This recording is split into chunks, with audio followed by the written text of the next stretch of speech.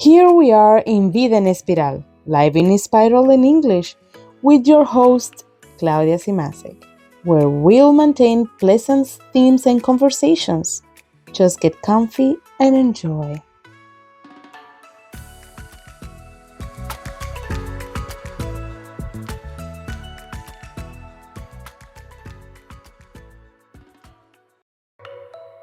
Hello. And here we are in Vida en Espiral, live in Espiral in English. And today is a very special episode because it's the Mother's Day weekend almost. And I decided to invite a good friend that is, besides of all the things that she does, is a mom. And I would like to give a little introduction of her. She's a Montessori teacher that study early childhood education and has a master in advanced education. Also is an entrepreneur. She's going to talk about a little bit of that. And she also is part of a folkloric Dominican group. So without further introduction, here is Sindy Rodriguez. How are you, Cindy? How do you feel? Hi, everybody. I'm good. Thank you, Claudia, for bringing me to your space. I am honored to be here with you guys today. Oh no, it's our pleasure to show a little bit of you and to see how many moms will reflect in your story. Let us know, Cindy, how Montessori came to you. How do you know about Montessori? How's everything start?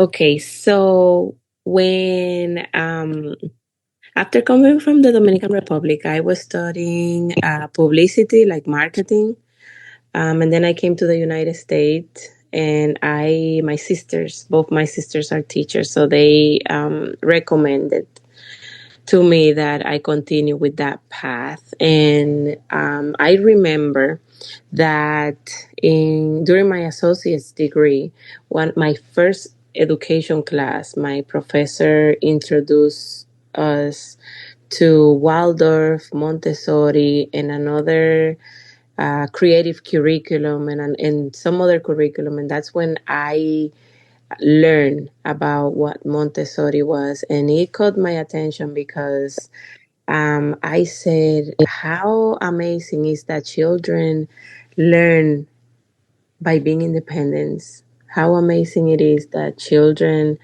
can teach other children. So to me, that was one of the things that first kind of like made me fall in love with what Montessori was. Wow, that is a beautiful story.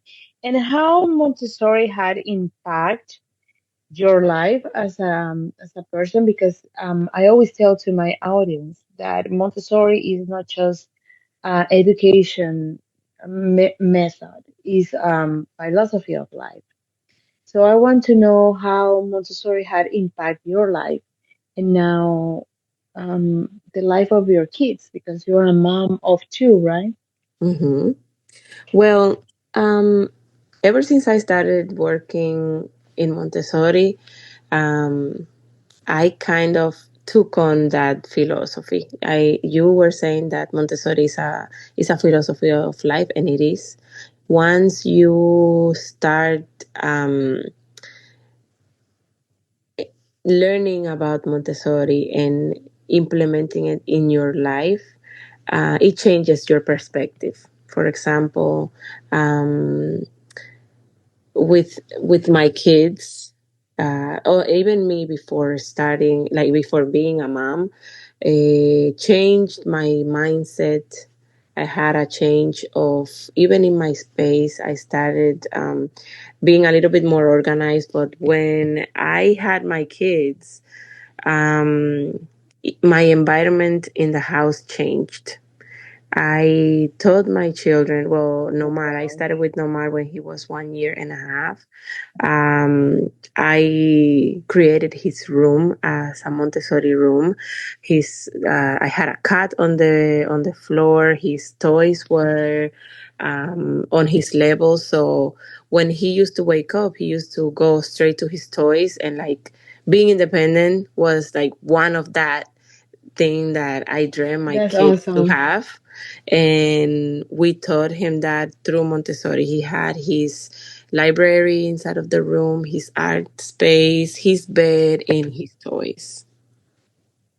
That's so awesome. And I know that it's different because when you're a teacher in the classroom, you are used to like receive your students, have a routine for the day, and then say goodbye to the student. But what are the difference that you have noticed having your kids 24/7? And how do you apply some concept or the Montessori method in general, being a mom in your house and being a teacher in the classroom? The first thing I'm going to tell you, let's go again with this part. It's not, it's hard. It is not Mm-hmm. easy to being a mom, being a wife, being a teacher, and then being home and knowing that, okay, you finish your task as a teacher, but then you have to go home and teach again. From the Yes, outside, it in may, another level. yes, from the outside, it may look like a picture perfect, I always say that. But when Mm-hmm. you come in, you see how hectic it is, that everyday living with the Mm-hmm. children, and like the things that you have to do for yourself, and the things that you have to do as a wife, as a mom, but also as a person, like things that you have to do for yourself. Absolutely. It is not easy, but it's something that little by little I've been learning how to deal with certain things. And also, one of the biggest challenges that I have, and I don't know if other moms feel the same, is time. How to manage the time at home, um, and how to have that special time with your children. Mm-hmm. Sometimes me as a teacher, I feel tired.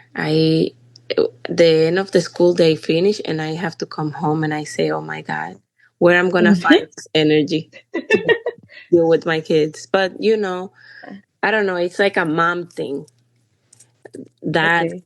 that strength that we find.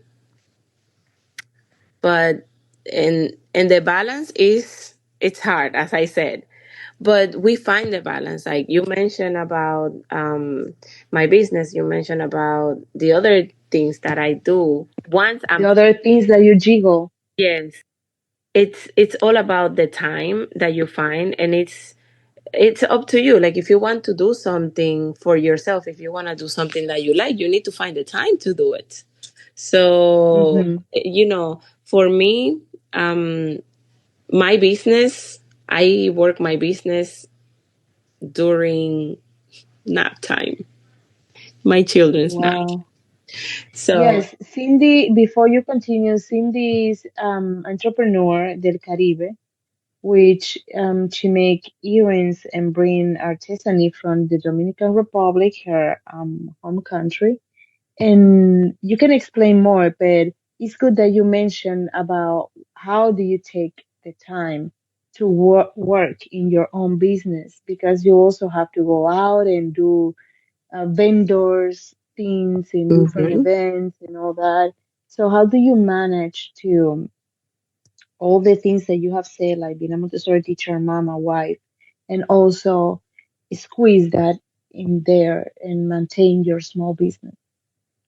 um, as I said before, it's all about timing. And um,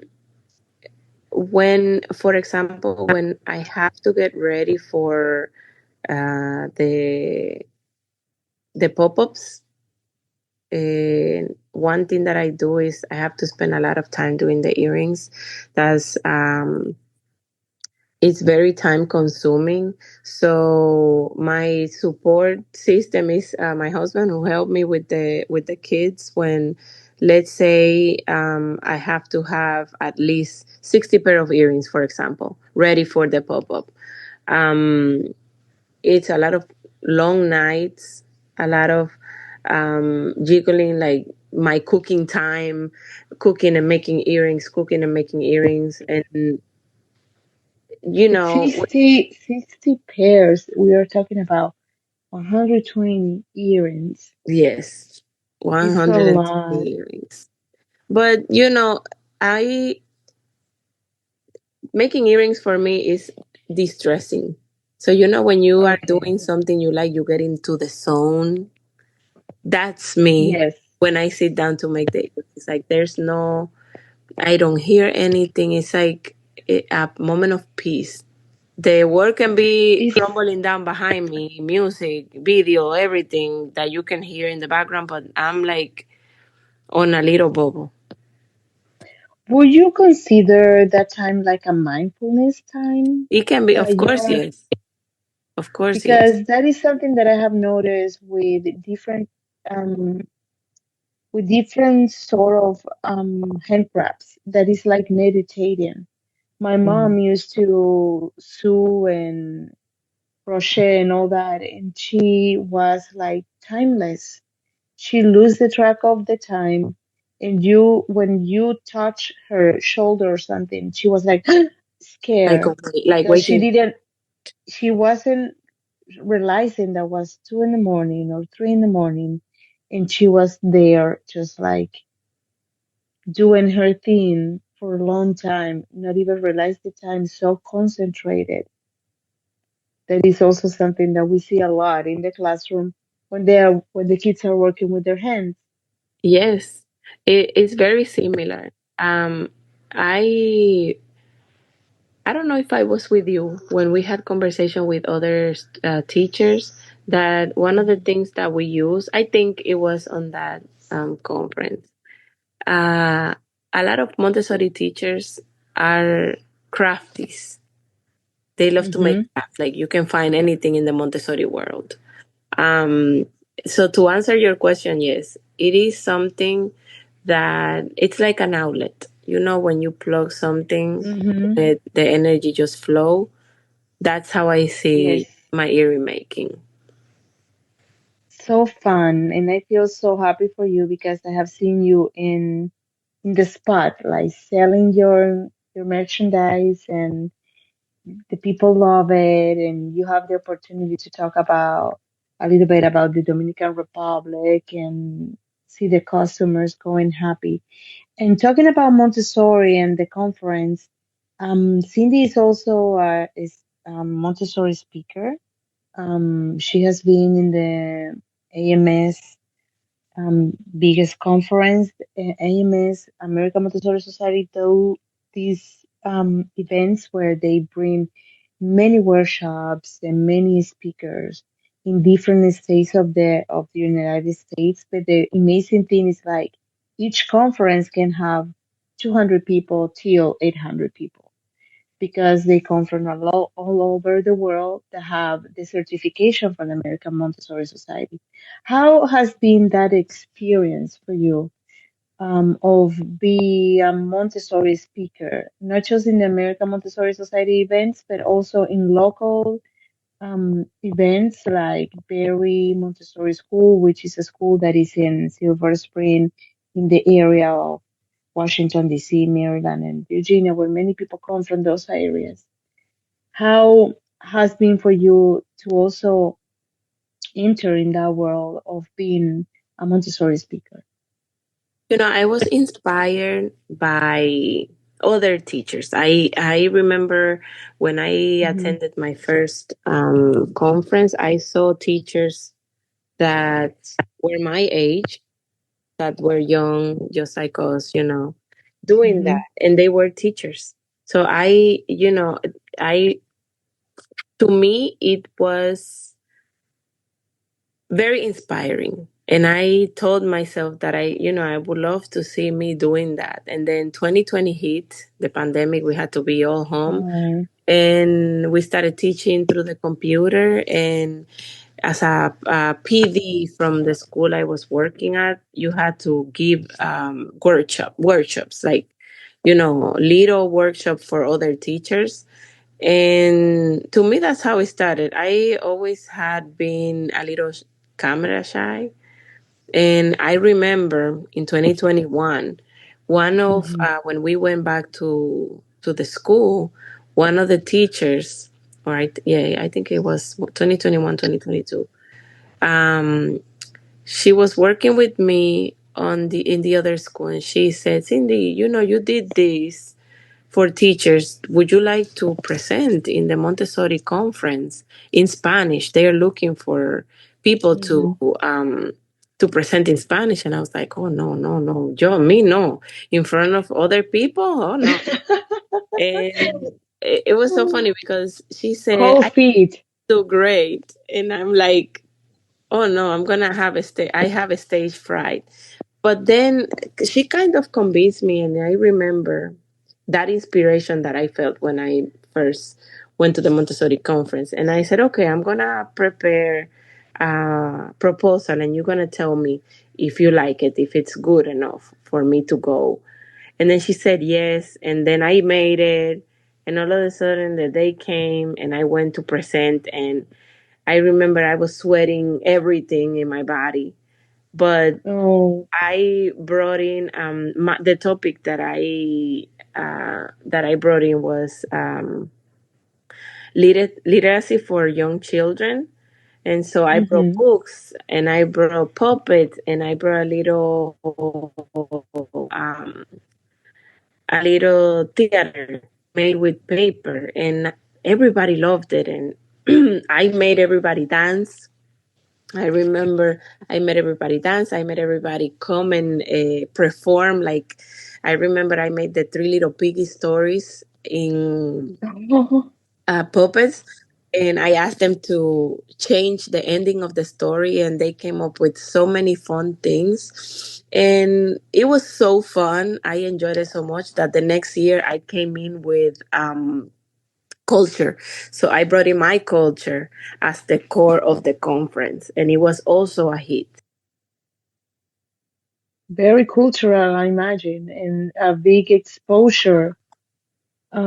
For people that don't know where is Dominican Republic or want to know where is Dominican Republic or have been in the Dominican Republic, which is great. And talking about that, Cindy is also part of a folkloric group in the area. So tell us about a little bit about how do you squeeze in that too in your life, the dance and the multicultural part, and how it's improved your life as a mom and as a professional. Well, I'm going to thank you for that, Claudia, because I um I remember I was 8 months pregnant when World Culture came to Hmm. Washington D.C. and you were part of the group, a big group. How many women there Hmm. were? Like maybe In that 100 time, women or 50. no, we were like 38 or 40 something.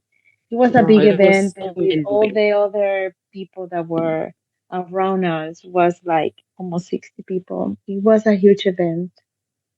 So I met Jenny Ten, which is the director of the folkloric group, now Larimar. Larimar And as I Folkloric, said, I was 2 months postpartum. The baby was 2 months, and she was like, "Oh, when you're ready," but I wanted to meet them to see if I was a fit, a good fit for the group. hmm And next thing you know, the next 2 weeks, we were already rehearsing for our first rehearsing. performance. And your question of how did I feel and how, as a mom, Hmm. it has helped me so much because as many moms out there know, it's hard to when you just had a baby, with the postpartum depression and all that. It was an outlet to let out some Yeah. energy, but also to bring in a group of women that I didn't know, and then we got to know each other so well and dance together. It was a big emotional help for me to be part of the group. Wow. Yes, because dance also has their own energy, and Yes. dance unified people. It's like a universal language. And before, because we have been talking about all that, and I want to ask you because you mentioned like dance have give you emotional benefit. I want to ask you, how do you maintain your wellness? Because sometimes it's hard for people to understand like part of being successful is to have wellness in your life. How do you describe wellness, and how do you with all the things that you jiggle, that is a lot, how do you maintain wellness in your life? Well, I think back when I first became a mom, I had a routine.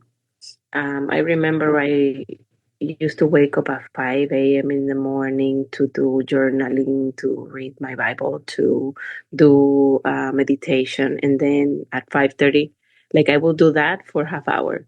And then at 5:30, I will start exercising, and I would do that 5 days a week. And then things Wow. change and we evolve.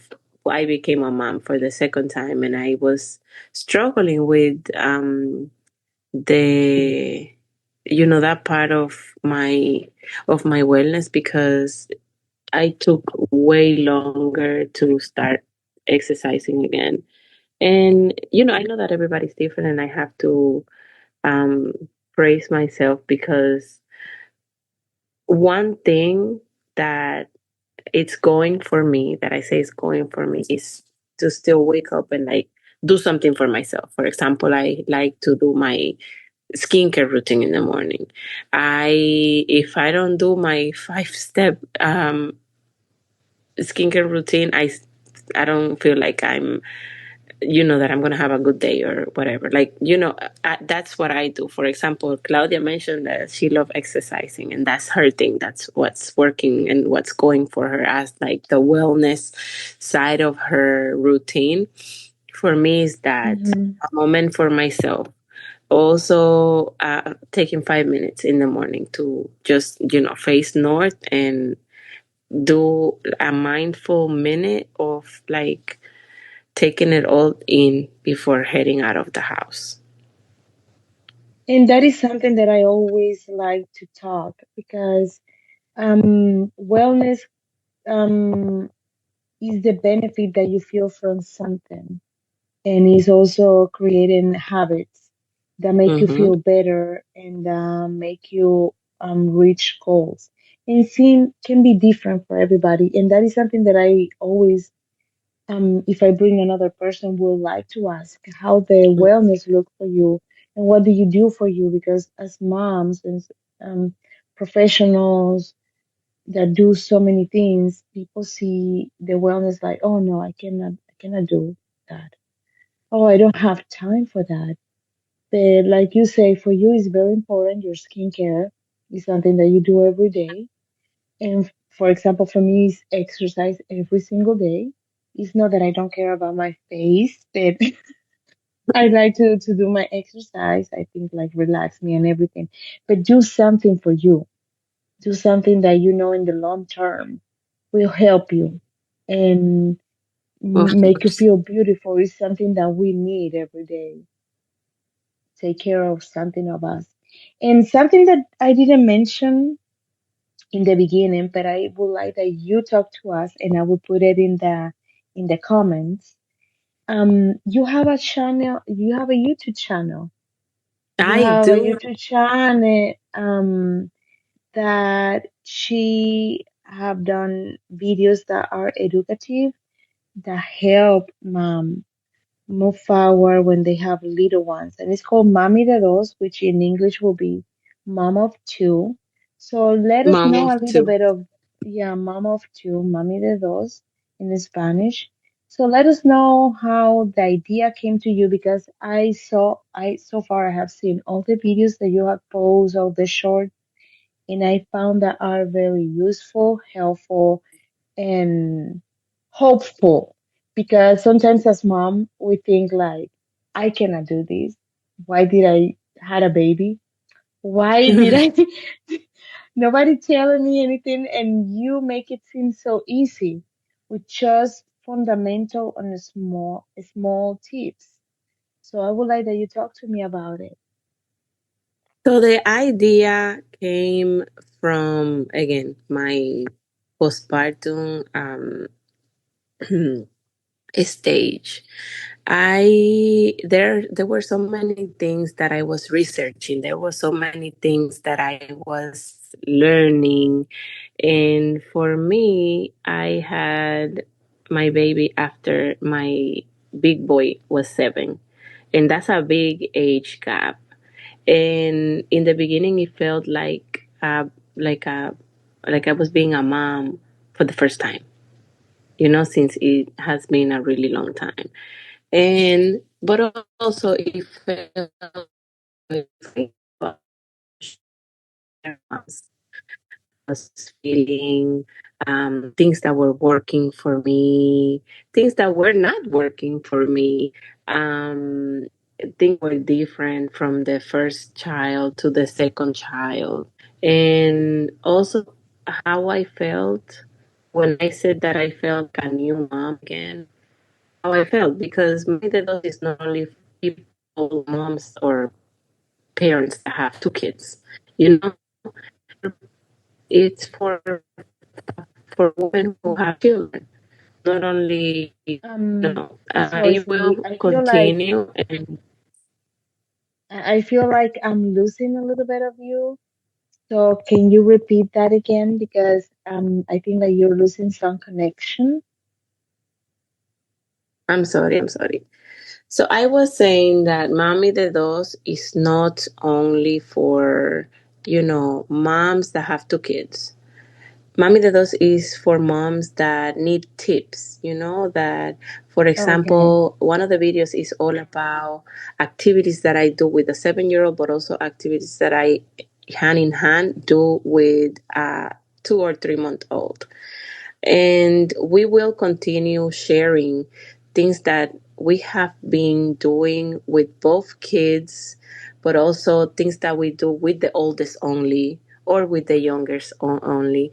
But also, I want to share with moms tips of like wellness, things that I've been doing Awesome. as a mom that have been helping me throughout this stage of becoming a mom. And Mm-hmm. the things that you need to know, or no you need to know, but make you feel, I want to make other parents feel that they are not alone, that That is beautiful, Cindy. That is very nice because that is something that as a mom I face and has been conversations after conversations like how lonely could be motherhood, yes, how lonely could be the first 2 years of your kid because you are deep in the in yes, growing and nurturing a kid and you don't have sometimes energy to socialize and maybe your friends are not in the same boat and you maybe they have older kids or not kids at all and could be a lonely moment of your we now that you're life. talking about that, Claudia, I want to talk about our actually what we are working for Mami de Dos now, which is that uh, that stage of, um, because for me, I had the I experienced the two side of the coin. I was a mom Mm-hmm. that had to go back to work in less than 3 months of postpartum. But now I Wow. also the mom who got to stay home for almost 6 months. And Wow, that is a so even big though, difference. yeah, yeah. And so we are, well, the our our next episode that we are working on is talking about that. You know, what are the things that impacted me when I left my baby that was almost 3 months, and what and how I felt. Like, what are the things that impacted me as I left my baby almost being 6 months, already eating solids or starting to eat solids, and the transition of home and work. Because, and I was actually inspired by a friend of mine that just had a baby and unexpectedly had to go back to work in less than 2 months, which is, to me, you know, to leave It's a very hard. business so And soon. as my experience of doula is really hard and harsh for the baby and for the mom and for the the nurturing of the baby, the mental health of the mom Hmm. is super hard when they have to be separated. Not the idea will be 2 years with your kid, but when he's so tender and small and young, like two And months, and not only that, is very critical.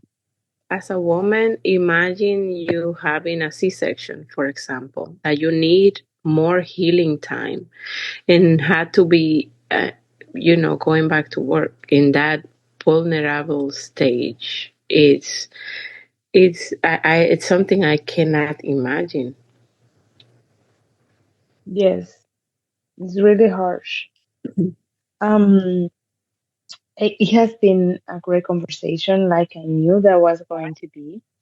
But before say goodbye to the audience, what could be maybe some tips that you can give from your perspective to the moms or to the younger moms or to the teachers, to the women in general, that has been your, let's say, your stronger tips that make you go on every day, or your I don't know, something that for you is very meaningful and must do every day for you to keep going with all the things that you juggled, your business, being a teacher, being a Montessori speaker, um, Mami de Dos, YouTube channel. So, what is something that you say, like, I cannot leave this because this is what give me the strength to keep going Um, as a woman? Because we know that sometimes kids give you that thing, like, I don't want to fail for my kids, or I don't yes. want to, they give you strength, but you as a woman, besides the kids, what do you do that keep you grounded and going? Well, more than a tip, it's an advice. Find something that you really like and do it. But my advice is that for you to be realistic. What is that thing that you can do? How can you do it? And can you do it every day? That's why I say, you know, be realistic with your goal. Mm-hmm. That's what I wanted to Okay. say. Be realistic with your goal, but also celebrate your wins. Celebrate your wins, Very because nice. as a mom, sometimes are very hard on ourselves, always.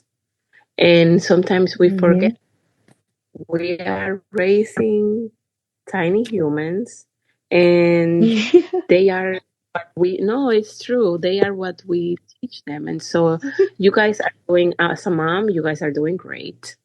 And you need to tell yourself that you are doing great. Sometimes we feel so overwhelmed, and we feel bad because we think we are being bad parent. But the reality is we are doing the best we can.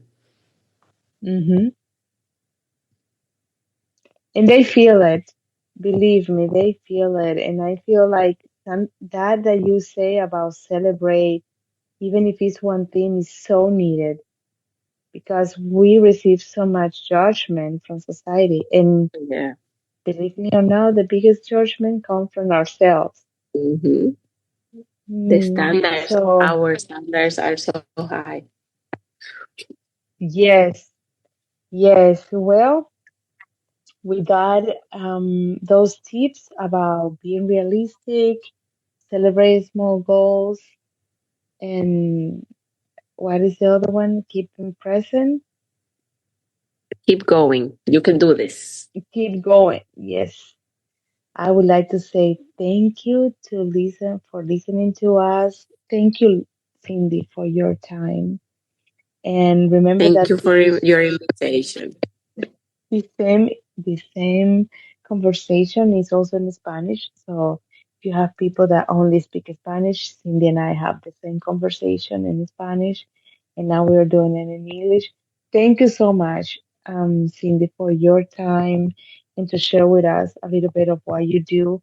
And I hope that this interview being inspired for you moms that are out there, or if you find somebody that needs to hear this about this amazing lady, send it to her and Thank you. follow us and say something in the comments. So without further say, I say goodbye. I hope that you have a great day, afternoon, or night. And this has been Vida en Espiral, Live in Spanish in English with your host, Claudia Simaso. Bye.